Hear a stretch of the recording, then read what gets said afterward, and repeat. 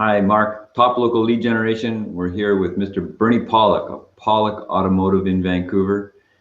Pawlik Automotive have been voted best auto repair in Vancouver by their customers 16 times. How you doing, Bernie? Doing very well. So, talking about a 2011 Range Rover with a suspension repair. Another Range Rover, another suspension repair. What's going on with these vehicles? Well, this particular Range Rover had a warning light on the dash for an ADS system fault. It shows a little symbol that looks kind of like the vehicle, and with an arrow on top that looks like it's kind of curved arrows. It looks like it's rolling. So that's what was going on with this vehicle. What's an ADS system?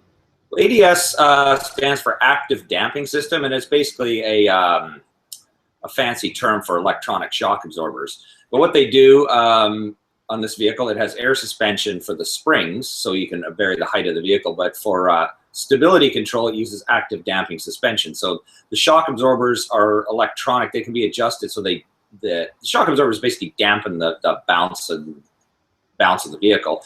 So the active damping control adjusts it depending on what you need. If you're on a bumpy road, it'll adjust it a certain way. If you're on a smooth road, it'll adjust a certain way. And also, if you're going around a corner or the vehicle starts losing some stability, it'll beef up the shocks, tighten them up, whatever is needed.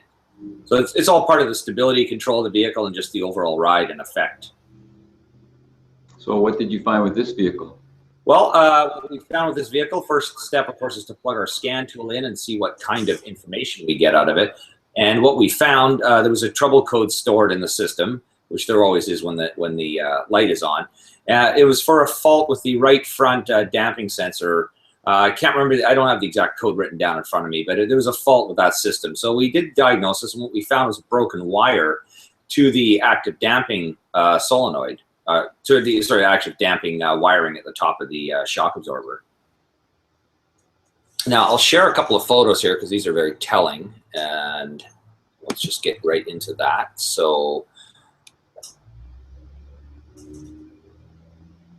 this is our Range Rover here, and here's the wiring. Now, this picture here, on the left-hand side is the old wire that we removed. But we basically replaced both front wires because although the wire on the right-hand side was actually broken, the one on the left was about to break, and I'll show you a close-up photo of that later. But on the left-hand side is the original wire. You can see it's been cut off. If you look on the right-hand side where it goes over top of the other wire, it's been cut off of the original wiring harness. And the new wire is sheathed in plastic all the way from the rubber piece. There's a rubber piece near the connector. It's sheathed in a thicker plastic. The other wire, as you can see, is sort of wrapped in electrical tape. And I'll just get into the next slide, which is, this is a close-up of the broken wire. So if you get the almost broken wire, so the left-hand side was still functioning, but it wouldn't be long before this wire broke and caused a failure. So again, if you look back here to the picture, this I don't know if my mouse pointer actually shows here, but that's where that picture is taken. So yeah, so that's the wire that we replaced both sides. Land Rover has an updated part that they sell that works a lot better. As you can see, that thicker sheath around the wire, it should last for substantially longer. We actually, this whole issue is part of a TSB. It's a technical service bulletin put out by Land Rover. Obviously, something they built had a problem, and they've upgraded the design of it, and there's readily available information on how to repair it and new upgraded expensive parts to fix it. So wouldn't this be a safety recall item?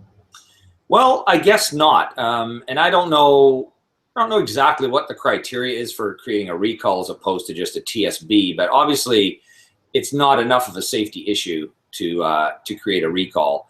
Driving the vehicle with the light on, there wasn't really any noticeable difference in how the vehicle handled, but I'm sure that under certain circumstances there would be, but nothing, it's nothing like the vehicle's going to accelerate or you're going to lose your brakes or suddenly a corner of the vehicle is going to drop and you're going to go out of control. It's nothing like that. So that might be the criteria, but it does make you wonder when, a part is so clearly badly designed that they wouldn't at least offer even a complimentary warranty for the first few years. The vehicle's a 2011. That's only 5 years old at this point. It's really a kind of part that should have been built better. But now that we fixed it, that should never be an issue on this Range Rover again.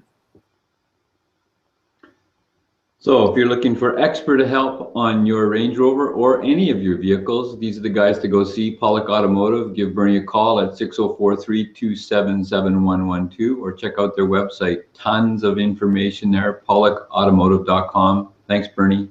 Thanks, Mark.